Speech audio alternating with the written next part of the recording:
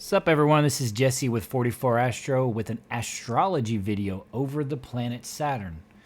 This is going to be a first in my series of video explaining the planets, their etymology, their mythology, and their overall meaning throughout the epochs of humanity. I try to use every system, Vedic, Western,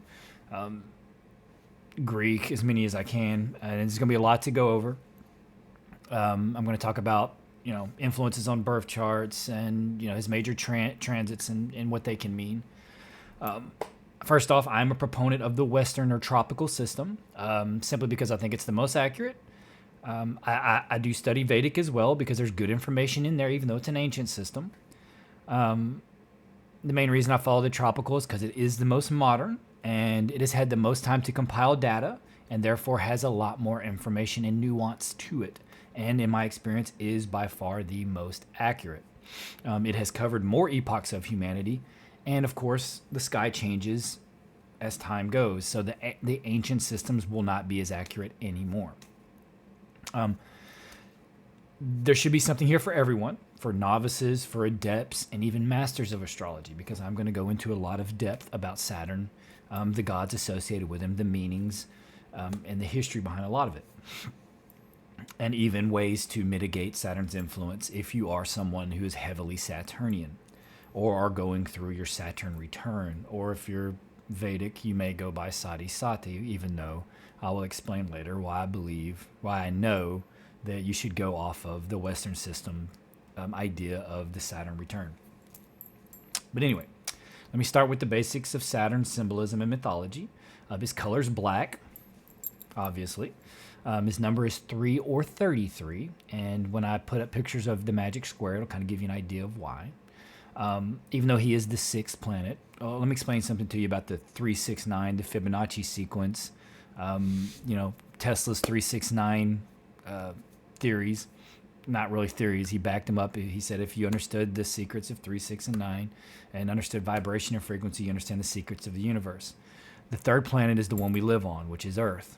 The sixth planet is Saturn, which is a very important planet. And then the ninth planet is Pluto.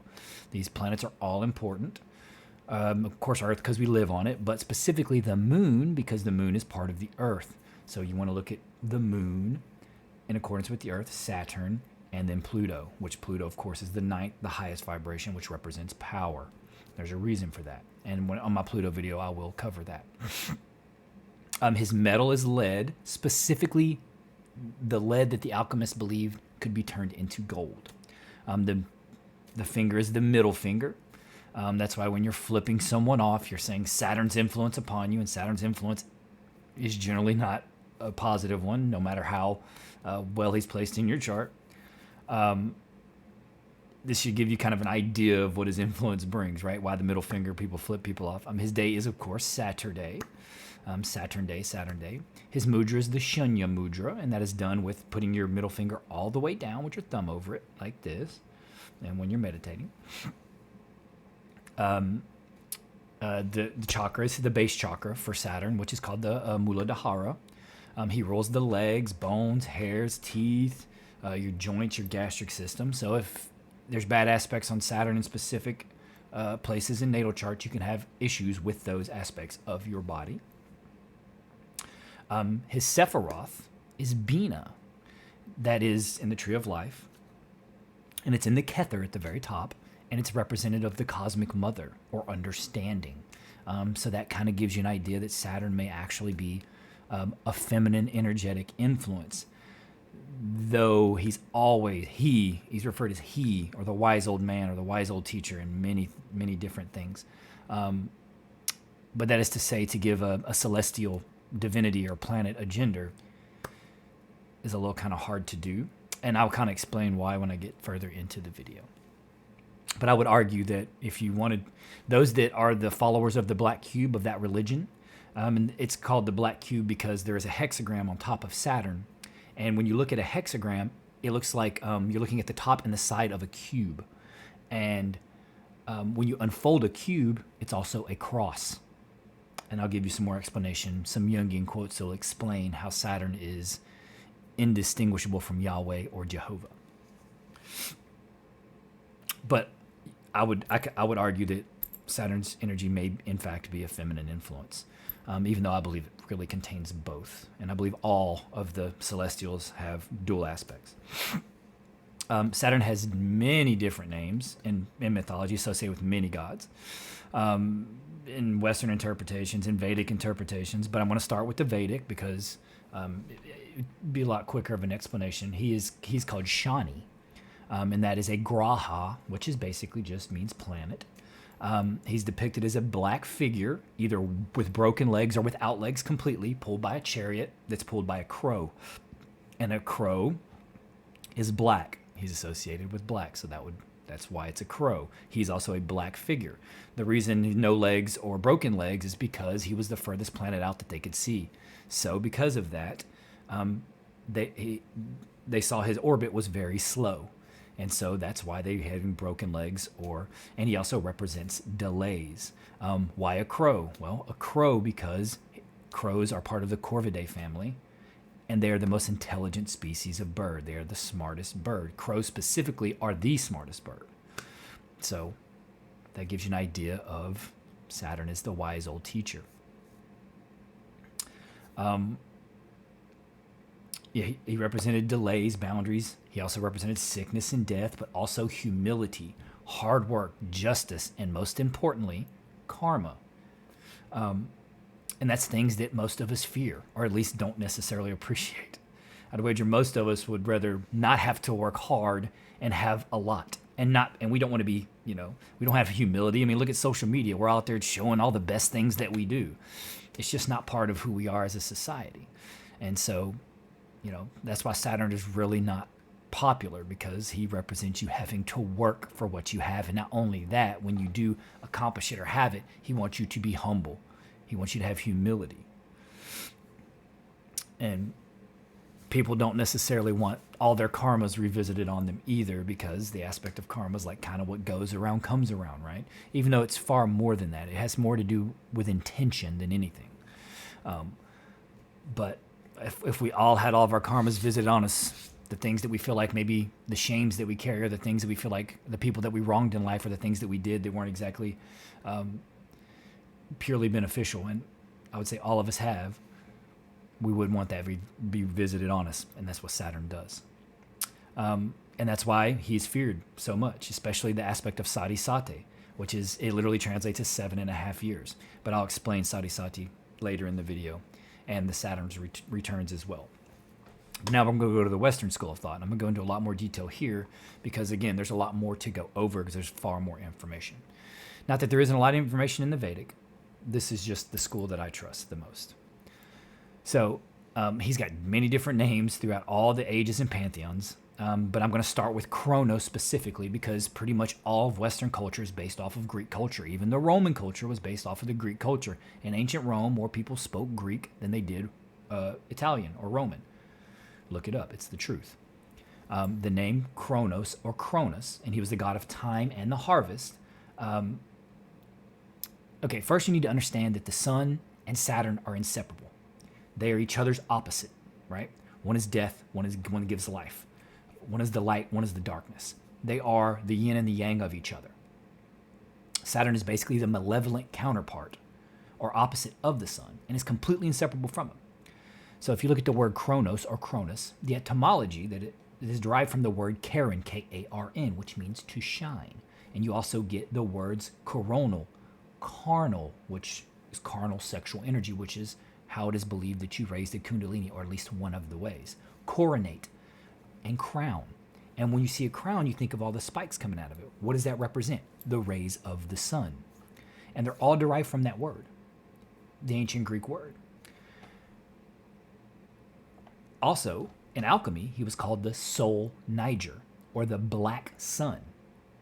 Saturday is the last day of the week, and Sunday is the first day of the week. And the Sumerians called the last day of the week the evil day. And Sunday, of course, the first will be the first day of the week, the life day. But you see how they're always intertwined or inseparable. Even though one starts and one ends, they still touch in a way, right? And that brings me to the celebration of Saturnalia, which was in December around the solstice. This is a Roman celebration. It took place in December, which is Saturn's time, specifically because of the harvest, and Saturn did represent the harvest, and it was because of the solstice. But the birth of Sol Invictus, which is the unconquered sun, was right after Saturnalia, right around when the days on the solstice, when the days got longer, or right after.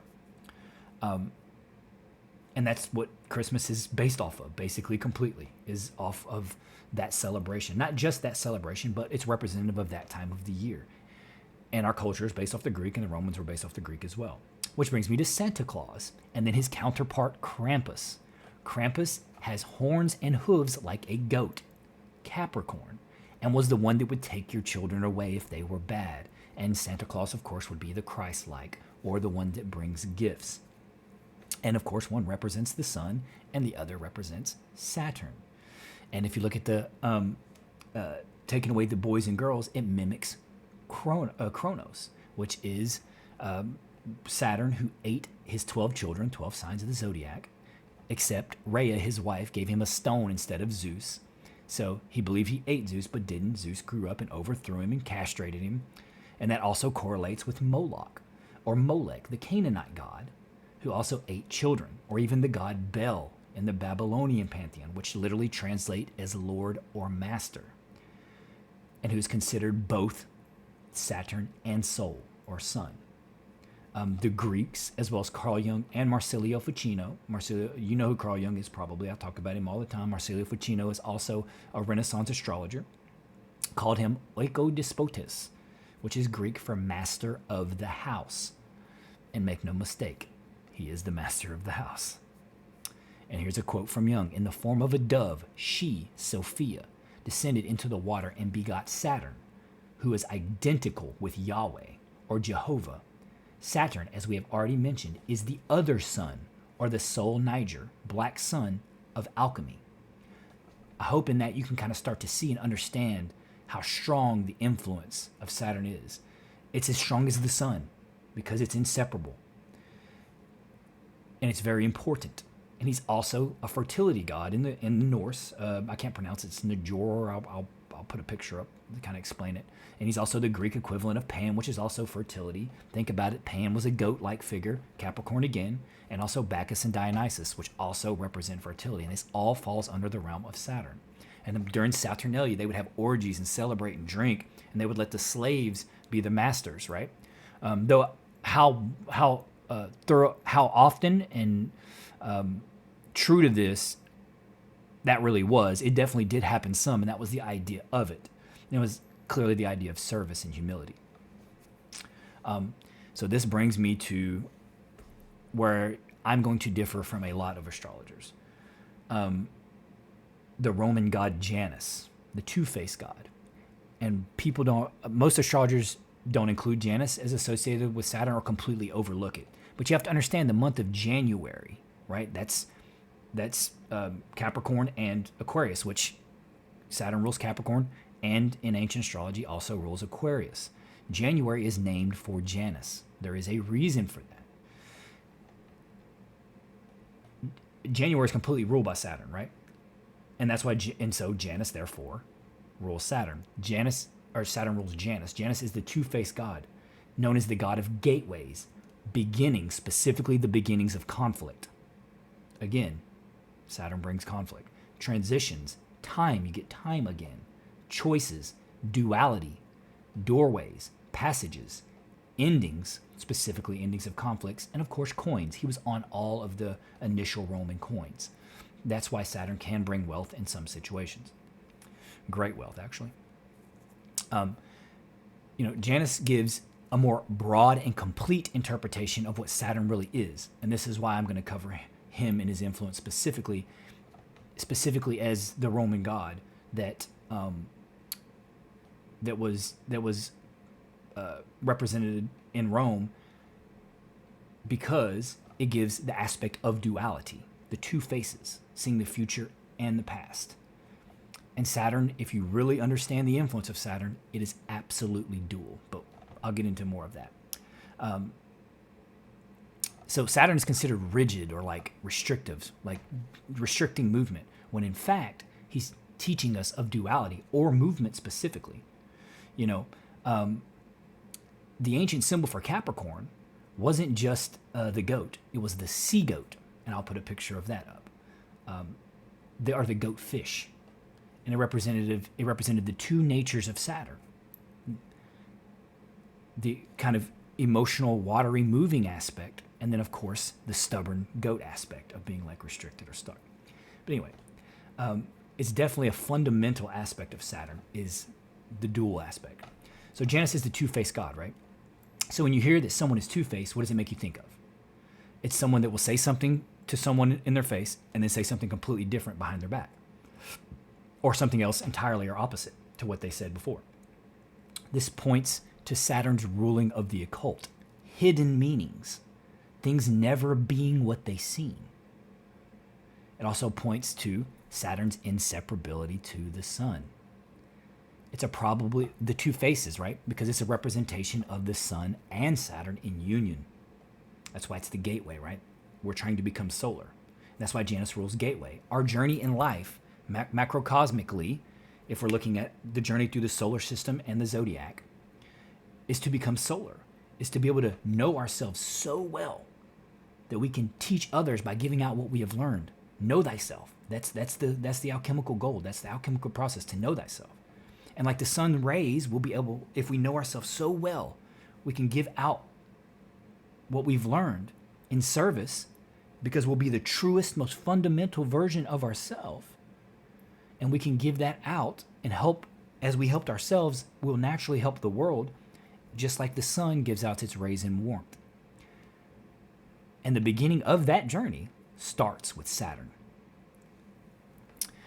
The picture I will put up of Janus will have him holding a key, and because he is the key to this journey.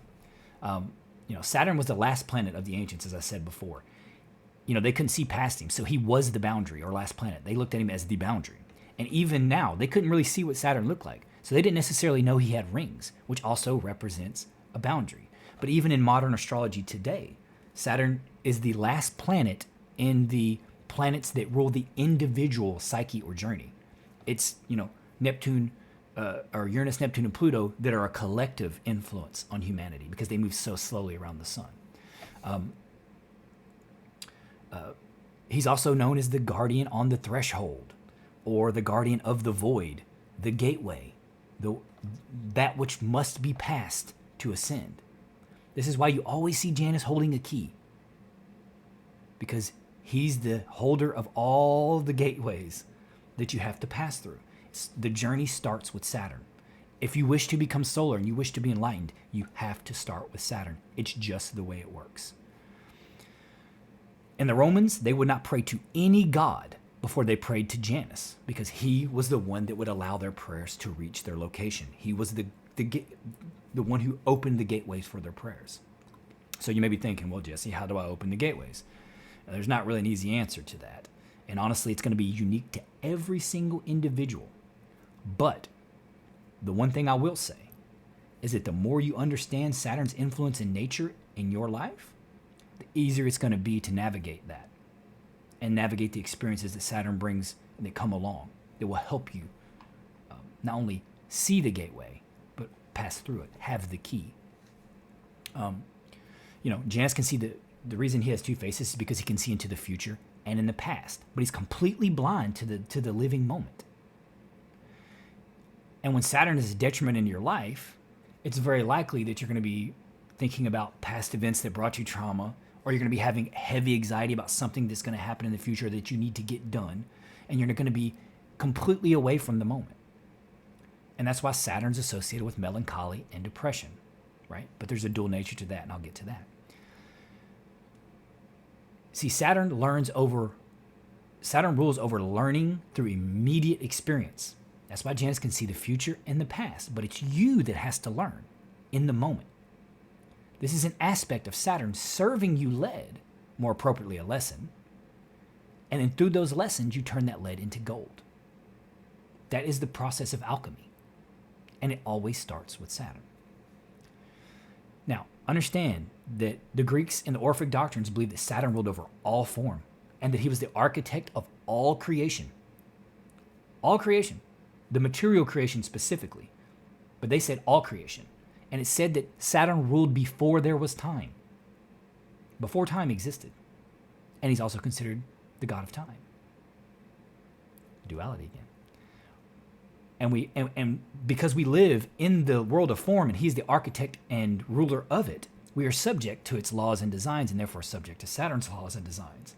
And at the core of those laws, the base core of our material reality is duality. It is. No matter what ideology you want to cling to, white, black, male, female, night, day, good, evil, all that. It's our existence. We learn through comparison. That's how we learn as people, is through comparison of opposites. It's just the way it is. Even to say that it isn't is literally to compare it to the fact that it is, which is also, again, dual. Checkmate. It's just the way it works. And this is what like Saturn and Janus is trying to point out to us, is that dual nature, right? It's trying to help us understand it, which again, understanding is Bina in the crown, the Kether, which is what Saturn represents in the Sephiroth. We're basically trying to learn that it's never really this or that it is just us or you, right? It's our perception through the conceptualization of opposites, through humanity's systems of learning and language, that any of these concepts in duality even exist. And this realization will point not only to your self-knowledge and give you responsibility for your own thoughts and actions, but it'll help you have a deeper understanding of true oneness that exists throughout all the cosmos, right? It sounds chaotic, and it is. And of course, Saturn, according to Carl Jung, and not just Carl Jung, ruled over chaos, right?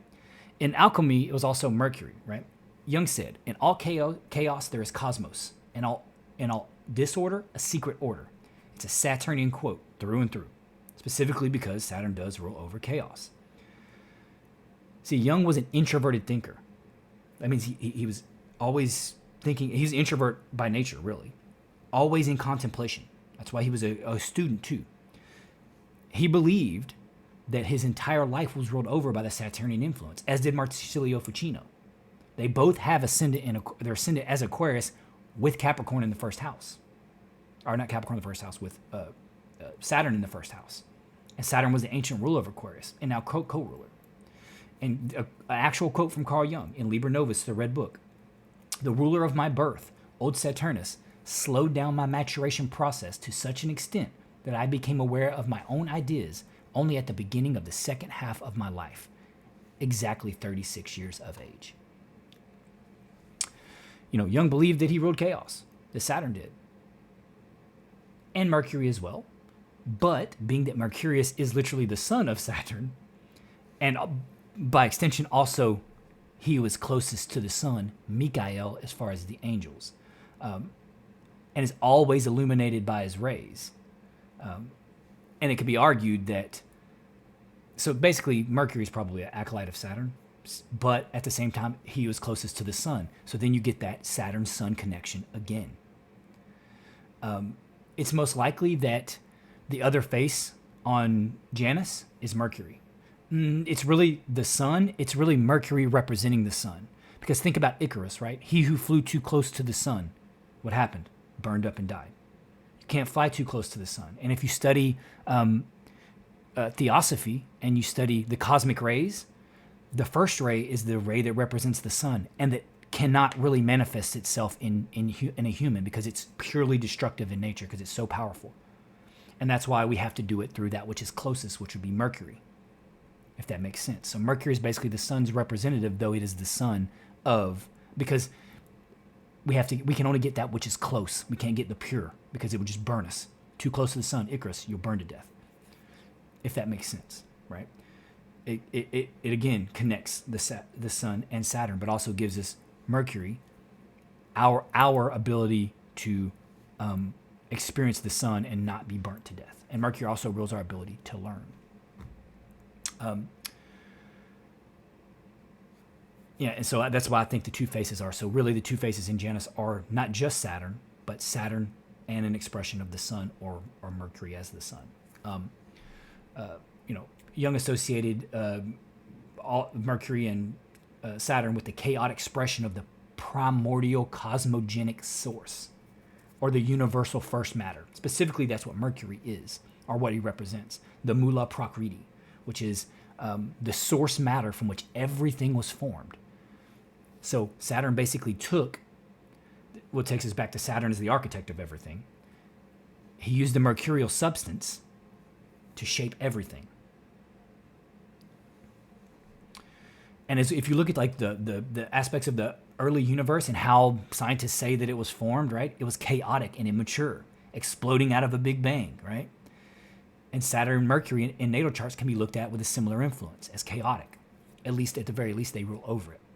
And especially if the individuation process, like if you haven't begun to discover and integrate your shadow, you will really notice those planets may bring chaotic experiences into your life. Jung believed Saturn ruled the unconscious, and I absolutely believe that too. And I will go far as to add, as the architect of all reality and ruler before time and of all consciousness, both our unconscious light and conscious light derive from Saturn.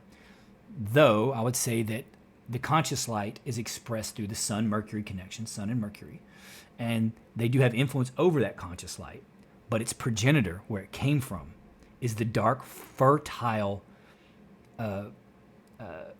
void in which everything sprang out of, including light, like the Big Bang came out of the darkness. That, again, it points to the fact that Saturn was first, or the progenitor, or the designer,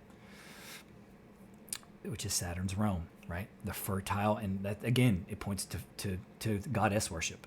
And those that worship the black cube are into goddess worship, and they worship Saturn. But I won't try necessarily. I'm going to say he just because I'm used to it. But truly, I don't know that you can really associate one gender, especially with a celestial.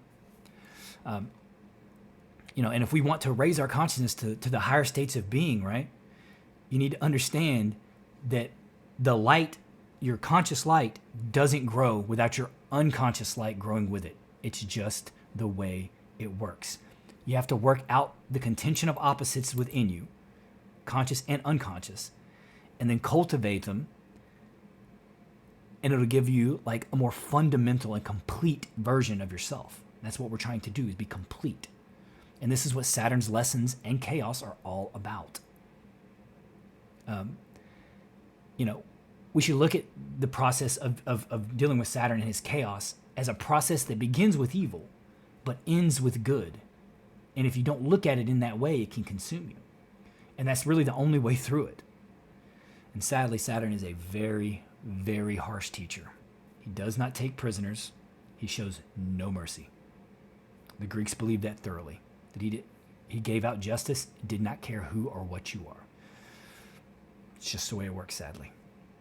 And Jung said, one does not become enlightened by imagining figures of light, but by making the darkness conscious.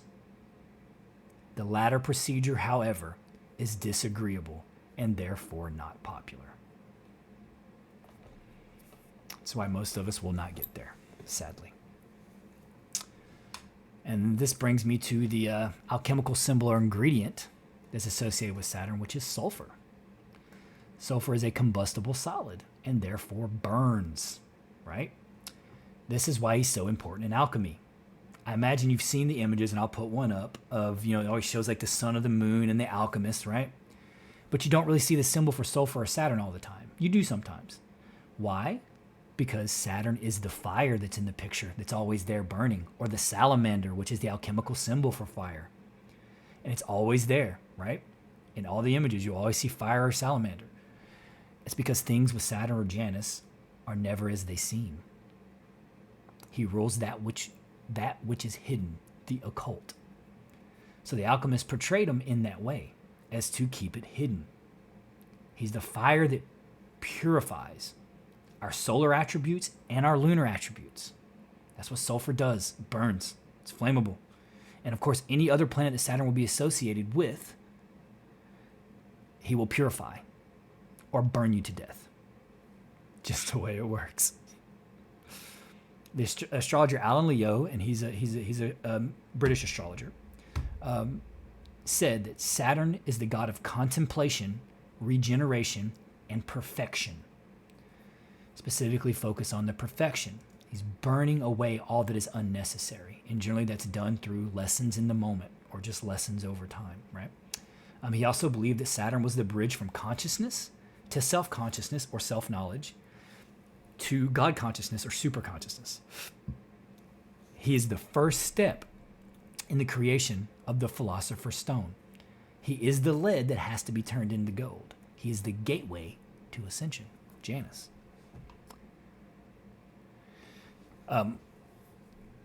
So this kind of brings me to what Saturn can really represent in a natal chart. And I'll get into some kind of remedies and some things that will alleviate his influence, specifically during Saturn returns or Sati Sati. Saturn rules all form, law, material nature, duality. He's the force that binds, right? He's got the rings around him. He binds things and makes them permanent. He crystallizes them. His rings are symbolic of binding. Saturn's associated with minerals or crystals because he designed the entire mineral plane. And yes, crystals. All of them. All of them.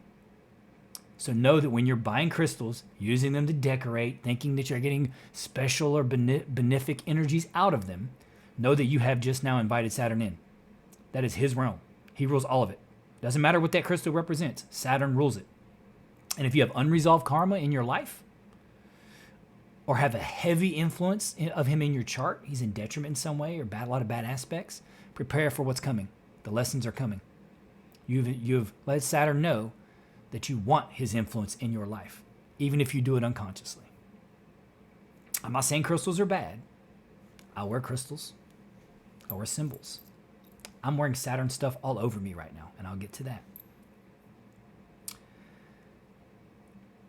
Just know that you will be inviting his influence. And if you're not ready for that, if you haven't been doing self-work, if you haven't been trying to better yourself or to learn what your fundamental nature or why you're here is, you may be in for some conflict. It's just kind of the way Saturn works.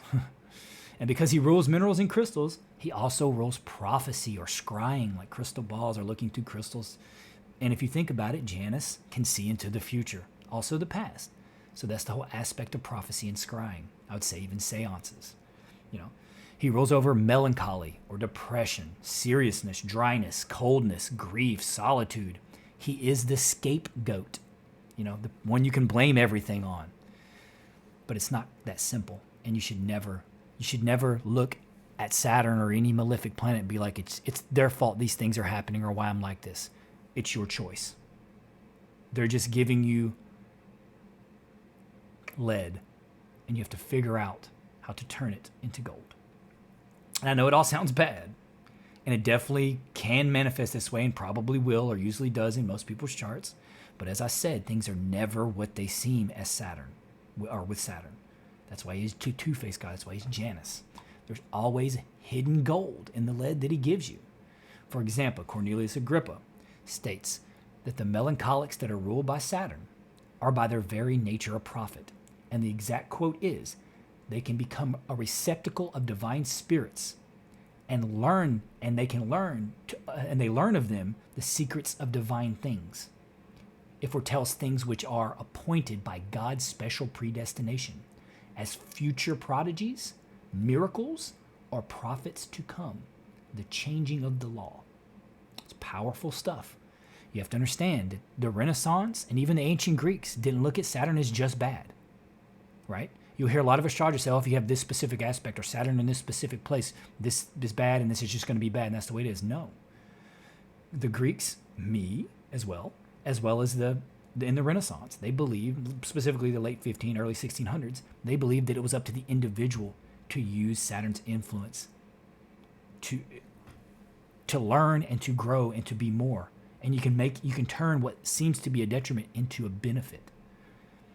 And I'm of that nature too. That's why I'm trying to teach all of this, because I think that it will be beneficial. Individuals need to learn how to read their own charts, get their own information, and then grow with it, because no one can interpret your chart like you can, because you know who you are.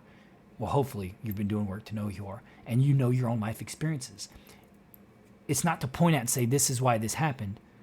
No. Or this is going to happen in this way. No. It's for you to understand that there are specific influences and how can you alter and use them to grow and be better and move beyond them, outgrow them, as Jung would say. And the reason that Agrippa believed that you could basically be a prophet, or you're essentially a prophet if your mind is introverted thinking and ruled by Saturn, is because he rules over introverted thinking. And that kind of thinking, if utilized correctly, will lead to self-knowledge. Know thyself, right? And that's the goal of the alchemists. So even in the harsh lessons or like the bad influences, there's a propensity to gain greatness, to gain wealth even, because Janus rolls over coins, right? It really just depends on the natal chart. You just have to go through the hardships to find what's beneficial, because trust me, you don't want to have it the other way around. You get something really easy only to find out that it's a trap and then later it destroys you. Saturn can do that as well.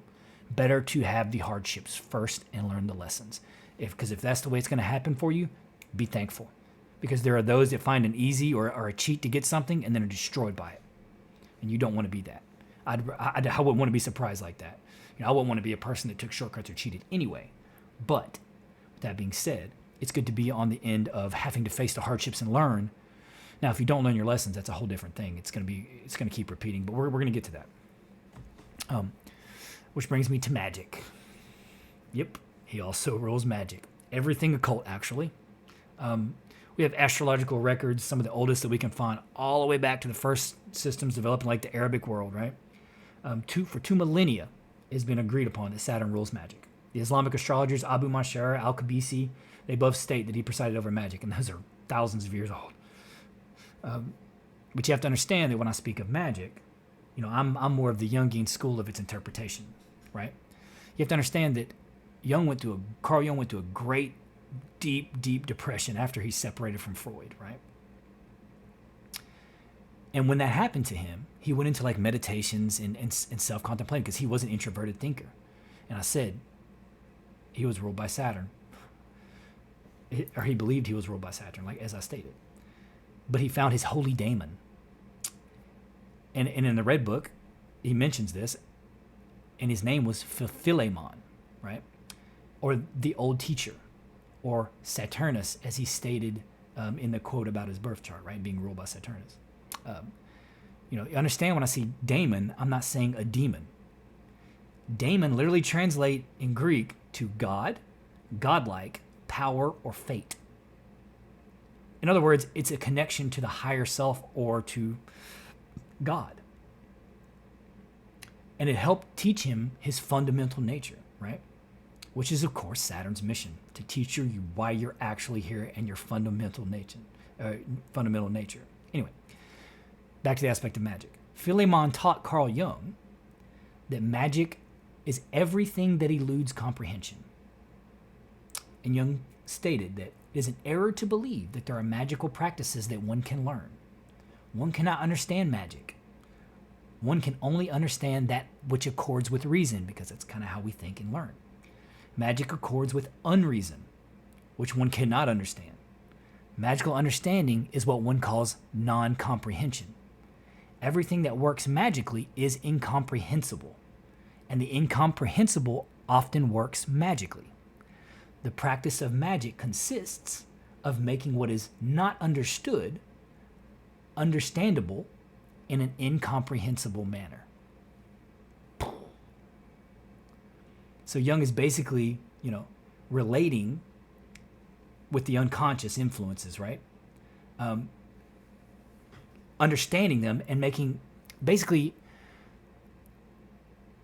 he's saying that when unconscious influence make a meaningful intervention in someone's conscious life, that is basically the equivalent of magic, right?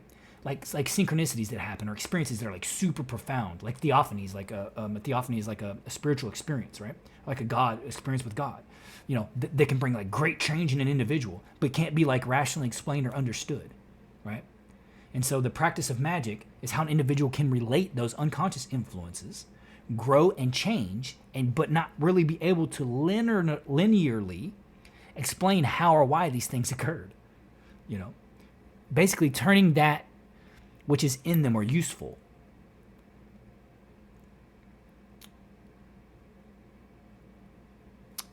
turning that which is in them into a useful and powerful expression within their conscious experience, right? And yeah, I know, right? It's hard to, with Carl Jung, it's really hard to understand. His intellect is intimidating and honestly terrifying. Like I don't even feel like I'm the same species as Carl Jung. Right? But his intellect was sharpened, and his tutelary figure, Philemon, was Saturnian, and honestly was Saturn probably working through Jung. But he didn't learn all this until he went through great struggles and deep depression, after separating from Freud, because they had disagreements about dreams and the unconscious and their influence in patients, right? It almost broke him, like to the point of like suicide. Like it almost killed Jung. And that's when he really got into the unconscious and really made some of the greatest progress that he ever made. And I don't think Jung ever intended for, his private journals, the red book or the black book, to actually be out in public. But I'm honestly grateful that it is, and we all should be. Because there aren't many individuals that have went through those type of experiences, especially in modern day, being we're in the Kali Yuga now, and we're pretty separated from the spiritual aspect of ourselves. That there was an individual, even we're mostly close to modern times, that actually was able to connect to their higher self. And not only that, relate it to others through writing. And even though he didn't mean for it to be out for everyone, but it is. Thank goodness it is, right? Anyway, to close, I know I've been ranting on, but there's a lot of information to go over. I'm going to cover, the Saturn returns in Western astrology and Sati Sati as well in the Vedic traditions, and some of the remedies that have helped me, and some of the ones that are theoretical, or not necessarily theoretical, but other routes that there's really only two routes that individuals two schools of thought on how to lessen Saturn's influence.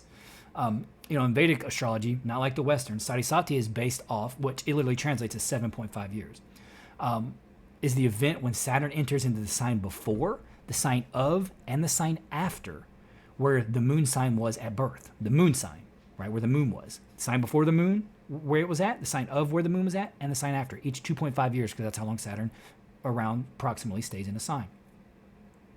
And during that time, it's believed that individuals are more susceptible to sickness, accidents, and death. So it's very feared by those that practice in the Vedic system of astrology. And in the Vedic system, if you want to know, Saturn is exalted in Libra and is in fall in Aries. Though I put more emphasis on the aspects and then the houses specifically, but mainly the aspects, because that's what's going to give you a far more accurate look on their influences in an individual birth chart or even in your own. Like, honestly, you can't really take the houses out, but if you took the signs out and just look at the houses and the aspects, you would be able to get a really good, accurate image of kind of what's going on in an individual's life. Think of the signs as more like a framing or a flavor to what's going on with those aspects in the houses. I believe the signs are less important than the actual aspects, specifically conjunctions. But anyway, in the Western system, however, is based on the period of when Saturn returns to where he was at the moment of your birth, where he was. And which is 27 to 31 years, depending on the individual, because it's an elliptical orbit. It kind of varies, but it doesn't matter. You're going to feel his influences when he's close and even some after. And in my personal experience, because my big change in my life happened when I was 28, which is right smack in the middle of that, right at 2012, oddly, when we were supposed to be switching ages. That's when it happened for me, and it's very accurate. And I know other individuals, quite a few other ones, that during that same span of ages have had major things happen in their life. So I've had a lot of personal experience and observation that shows it to be true, and that's why I follow the Western or tropical system.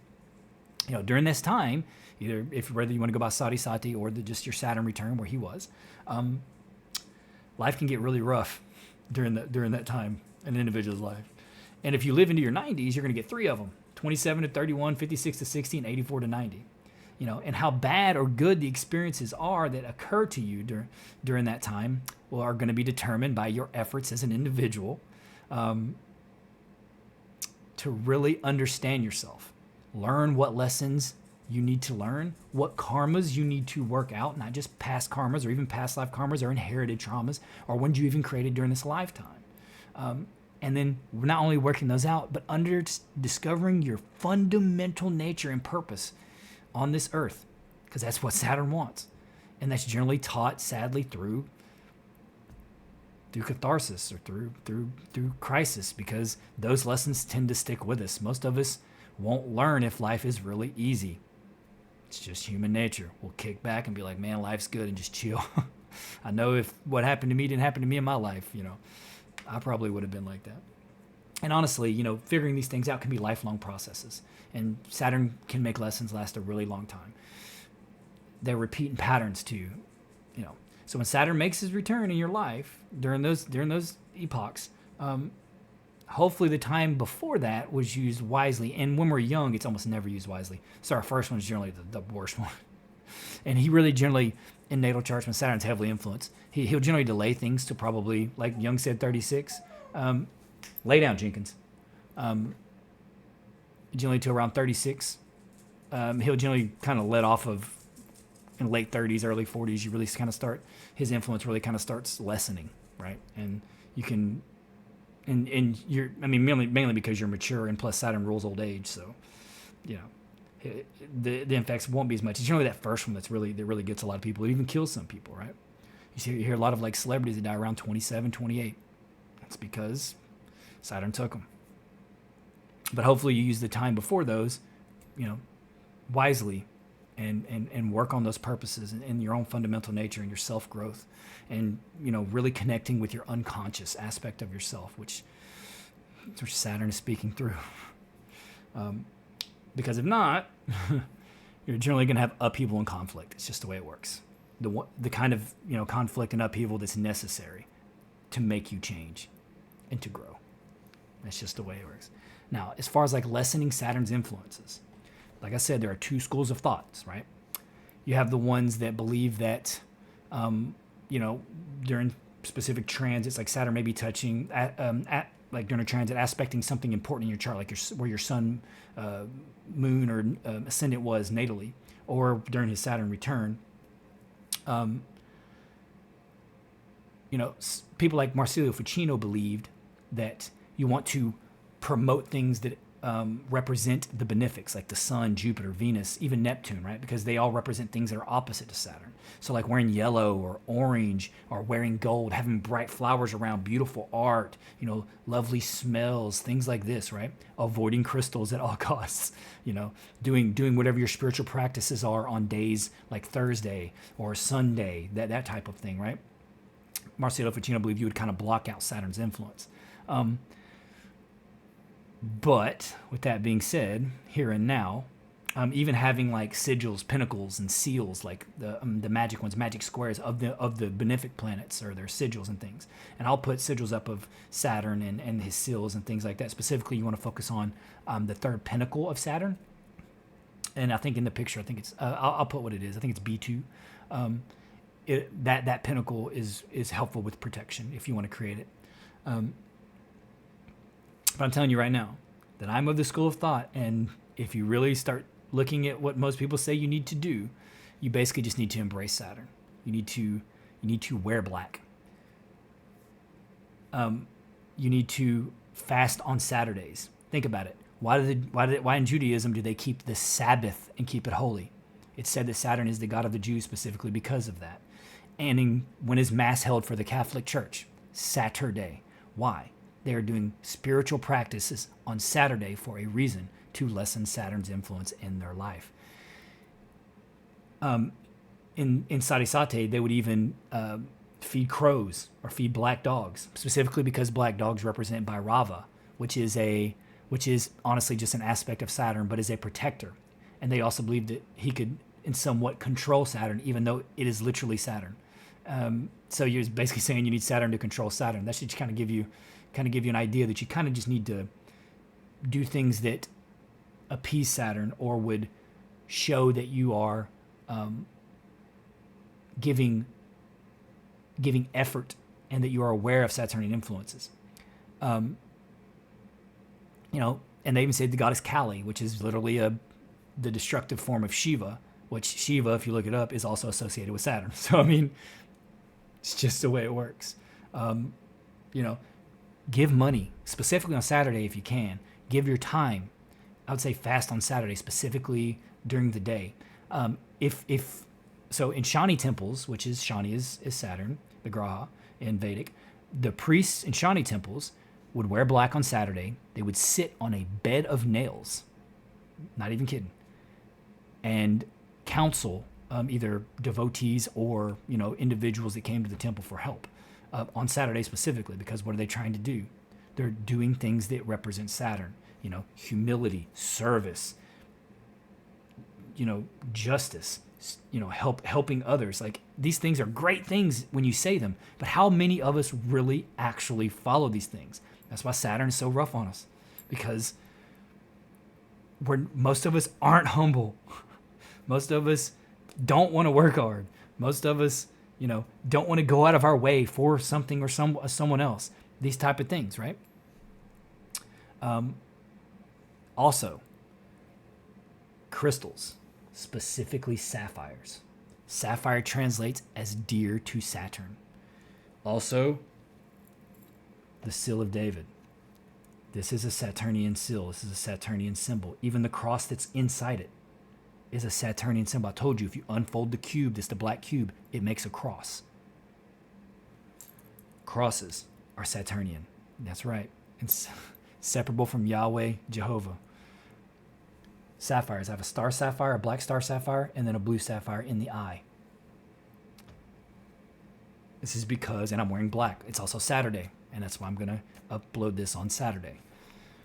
Because I am aware of this information, it would be insulting to not use it, to not use the knowledge that I have, because this is what it is to be Saturnian. And Saturn touches my sun and moon, and is in my stellium. And there are 6 aspects in my stellium, or 6 planets, and it goes all the way down to my ascendant. And Saturn, because he's in that stellium, affects all of them. And because it's the most powerful planet, or arguably because it is inseparable from the sun, like I said, at least as powerful as the sun, I not only have to learn and grow, and I've had some struggles in my life, but I have fought through them, and I've become more because of it. And I don't claim any greatness or anything like this. I mean, I want to be humble, but I'm just saying that Saturn has definitely dealt me some blows, some hard ones, super hard ones that would probably destroy the average individual, no doubt about it, and generally on average does. But I fought, and I grew, and it took me a long time to even realize that it was a Saturnian influence that did it. And it's another thing that a lot of people believe, right? Is that if you're able to learn your lessons and grow through Saturn's lessons, that there is a reward for you. And in my experience, this is true. Every time I've been able to grow or learn something and apply it or make a great change in my life, and I've made many, I've been rewarded.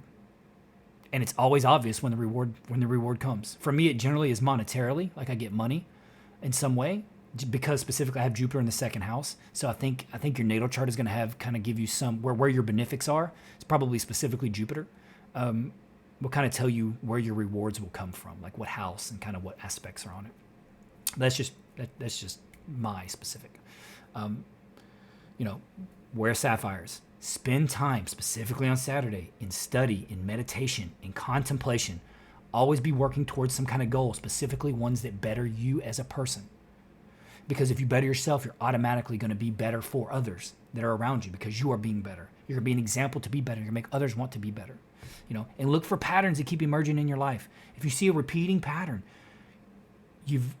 it's because you haven't accepted responsibility for what keeps occurring, and you haven't learned the lesson and made the proper change. And make no mistake, the pattern will get more and more intense and will happen over and over again. But at the same time, over time, it will also get more rigid in its expression.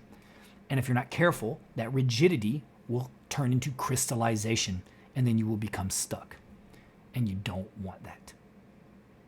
Anyway, with that being said, that's all I have. Please consider liking, subscribing, and commenting. I would appreciate it very much.